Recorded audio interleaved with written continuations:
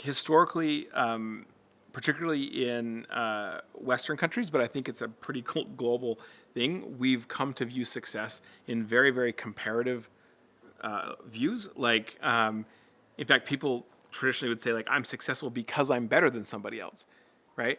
And we see that. We see keep it up with the Joneses. You got to buy the same stuff your neighbors have, you know.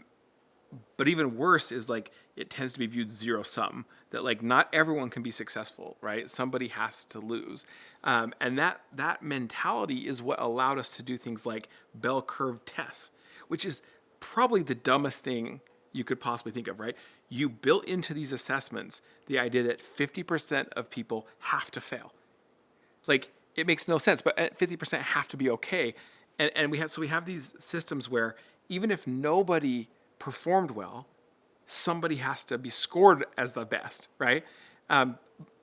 Conversely, like if everybody did really well, somebody still has to lose, right? And we're okay with that, right? So like the SAT is just a good example. And it's like they don't care about how well we do; they care how we compare, right? And so when you combine that comparison and zero sum mentality, you get the systems that we've created the world over, right? We assume that resources are scarce, talent's scarce, things are hierarchical, and then you give a lot of rewards to people that can play that game and sort of win in a very narrow sense.